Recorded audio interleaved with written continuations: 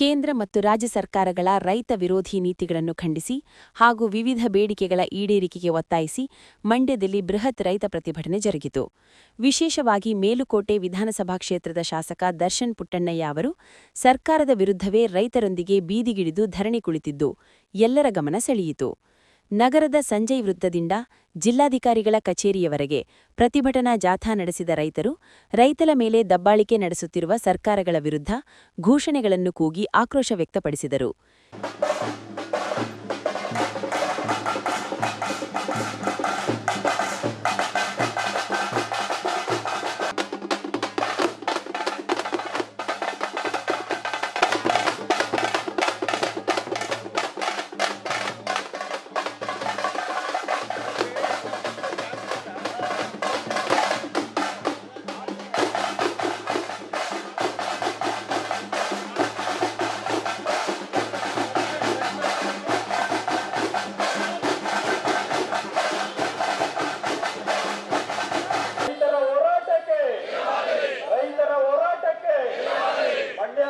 ರೈತ ಸಂಘದ ಹೋರಾಟಕ್ಕೆ ಕಬ್ಬಿಗೆ 100 ರು ಪ್ರೋತ್ಸಾಹ ಧನ ನೀಡದ ರಾಜ್ಯ ಸರ್ಕಾರಕ್ಕೆ, ಕಬ್ಬಿನ ಬಾಕಿಹಣ 100 ರು ನೀಡದ ಮಂಡ್ಯ ಜಿಲ್ಲಾಡಳಿತಕ್ಕೆ, ಮೈಕ್ರೋ ಫೈನಾನ್ಸ್ ಹಾವಳಿ ತಪ್ಪಿಸಲಾಗದ ಮಂಡ್ಯ ಜಿಲ್ಲಾಡಳಿತಕ್ಕೆ, ಕರ್ನಾಟಕ ರಾಜ್ಯ ರೈತ ಸಂಘಕ್ಕೆ, ರೈತರ ಹೋರಾಟದ ಮಂಡ್ಯ ಜಿಲ್ಲಾಡಳಿತಕ್ಕೆ, ಕರ್ನಾಟಕ ರಾಜ್ಯ ರೈತ ಸಂಘಕ್ಕೆ, ರೈತರ ಹೋರಾಟಕ್ಕೆ, ರೈತರ ಹೋರಾಟಕ್ಕೆ.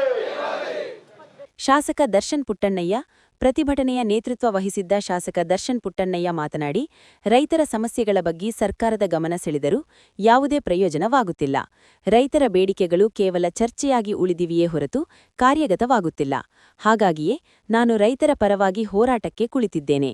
ಸರ್ಕಾರ ತಕ್ಷಣ ಎಚ್ಚೆತ್ತು ರೈತರ ಸಮಸ್ಯೆಗಳಿಗೆ ಸ್ಪಂದಿಸಬೇಕು ಎಂದು ಎಚ್ಚರಿಸಿದರು. ಬೇಸಿಗೆ ಬೆಳೆಗಳ ರಕ್ಷಣೆಗಾಗಿ ತಕ್ಷಣವೇ ವಿಸಿ ನಾಲೆಗೆ ನೀರು ಬಿಡುಗಡೆ ಮಾಡಬೇಕು. ರೈತರಿಗೆ ಬರಬೇಕಾದ ಕಬ್ಬಿನ ಬಾಕಿ ಹಣವನ್ನು ಸಕ್ಕರೆ ಕಾರ್ಖಾನೆಗಳಿಂದ ಕೂಡಲೇ ಕೊಡಿಸಬೇಕು. ರೈತ ವಿರೋಧಿ ಕಾಯ್ದೆಗಳನ್ನು ಸಂಪೂರ್ಣವಾಗಿ ರದ್ದುಗೊಳಿಸಬೇಕು. ಬರಗಾಲದ ಹಿನ್ನೆಲೆಯಲ್ಲಿ ಜನ ಹಾಗೂ ಜಾನುವಾರುಗಳ ರಕ್ಷಣೆಗೆ ಸರ್ಕಾರ ಮುಂದಾಗಬೇಕು ಎಂದು ಒತ್ತಾಯಿಸಿದರು. ಪ್ರತಿಭಟನೆ ಮಾಡೋಕ್ಕೆ ಮಂಡ್ಯ ಡಿಸಿ ಆಫೀಸ್ ಮುಂದೆ ಎಲ್ಲ ಮಂಡ್ಯ ಜಿಲ್ಲೆಯ ರೈತರೆಲ್ಲ ಸೇರ್ಕೊಂಡಿದ್ದಾರೆ.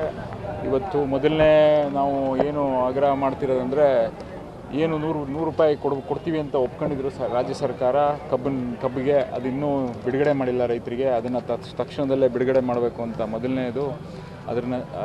ಎರಡನೇದು ಏನು ಮೈಕ್ರೋ ಫೈನಾನ್ಸ್ ಹಾವಳಿ ಇದೆ ಅದನ್ನು ತಪ್ಪಿಸ್ಬೇಕು. ಈಗ ಇನ್ನೊಂದು ಥರ ಹೊಸ ಥರ ಮೈಕ್ರೋ ಫೈನಾನ್ಸ್ ಜೊತೆಗೆ ಈಗೇನು ಫೈನಾನ್ಸಲ್ಲಿ ಇಟ್ಟಿರೋದು ಒಡವೆಗಳನ್ನು ಬಿಡಿಸಿ ಅವ್ರು ಇಟ್ಕೊಂಡು ಅದ್ರ ಮೇಲೆ ದುಡ್ಡನ್ನು ಕೊಡೋದೊಂದು ದೊಡ್ಡ ಒಂದು ಹಾವಳಿ ದಂಧೆ ಶುರುವಾಗಿದೆ.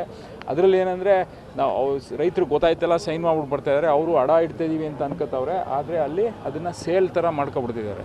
ಇದೊಂದು ದೊಡ್ಡ ಸ್ಕ್ಯಾಮ್ ಆಗಿ ಎಲ್ಲ ಕಡೆ ರೈತರು ಇದನ್ನು ಅನುಭವಿಸ್ತಿದ್ದಾರೆ. ಇದನ್ನು ಇಮಿಡಿಯೇಟಾಗಿ ಹೆಂಗೆ ಲೈಸೆನ್ಸ್ ಕೊಟ್ಟರು ಇದ್ರ ಬಗ್ಗೆ ಇದನ್ನು ಇಮಿಡಿಯೇಟಾಗಿ ಕ್ರಮ ವಹಿಸಬೇಕು ಅನ್ನೋದು ಮೇಜರಾಗಿ ನಾವು ಕೇಳ್ತಾ ಇರೋಂಥದ್ದು. ಅದ್ರ ಜೊತೆಗೆ ಏನು ಅಕ್ರಮ ಸಕ್ರಮ ಇತ್ತು ಹಿಂದೆ, ಅದೇ ರೀತಿ ಈಗ ನಿಮಗೆ ಗೊತ್ತು, ಈ ಬೇಸಿಗೆ ಕಾಲದಲ್ಲಿ ಎಲ್ಲ ಬೆಳಗ್ಗೆ ಎದ್ದರೆ ನಮಗೆ ಬರೀ ಫೋನ್ಗಳು.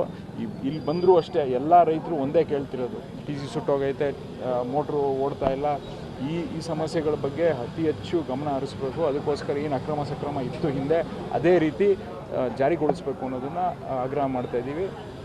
ಜೊತೆಗೆ 2 ಕಟ್ಟು ನೀರನ್ನು ಬಿಡಬೇಕು. ವಿಸಿ ಮತ್ತು ಹೇಮಾವತಿ ಏನಿದೆ ಅದರದ್ದು ಎರಡು ಅಣೆ ಚಾನಲ್ಗಳಿಂದನೂ ನೀರು ಬಿಡಬೇಕು ಅನ್ನೋದು ಆಗ್ರಹ ಇದೆ. ಇದ್ರ ಜೊತೆಗೆ ಹಲವಾರು ಬೇಡಿಕೆಗಳನ್ನು ಇಟ್ಕೊಂಡು ರೈತರಿಗೆ ಅನುಕೂಲ ಆಗಂಗೆ ಏನು ಬೇಡಿಕೆಗಳು ಇಡಬೇಕು ಅದನ್ನು ಇಟ್ಟು ನಾವು ಇವತ್ತು ಪ್ರತಿಭಟನೆಯನ್ನು ಮಾಡ್ತಾಯಿದ್ದೀವಿ.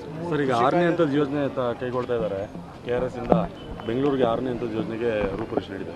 ಏನಿಲ್ಲ, ಸೊ ಅದ್ರ ಬಗ್ಗೆ ಇನ್ನೂ ನಾವು ಕೂತ್ಕೊಂಡು ಚರ್ಚೆ ಮಾಡ್ತೀವಿ. ಯಾವ ಥರ ಹೆಂಗೆ ನಡೀತದೆ ಅನ್ನೋಂಥ ಮಾಹಿತಿ ನಮಗೆ ಸಿಕ್ಕಿಲ್ಲ. ಈಗ ಅದನ್ನು ಮಾಡಬೇಕು ಅಂತ ಇವಾಗ ಹೋದ ವಾರ ಅದ್ರ ಹಿಂದಿನ ವಾರ ಯಾವ ಥರ ಪ್ಲ್ಯಾನ್ ಮಾಡಬೇಕು, ಡೈರೆಕ್ಟಾಗಿ ಇಲ್ಲಿ ಕಾವೇರಿಯಿಂದ ಬೆಂಗಳೂರಿಗೆ ನೀರು ತೊಗೊಂಡು ಹೋಗಬೇಕು ಅದನ್ನು ಚರ್ಚೆ ಮಾಡಿ ಯಾವುದು ಆಗು ಹೋಗುಗಳನ್ನು ಚರ್ಚೆ ಮಾಡಬೇಕಾಯ್ತದೆ.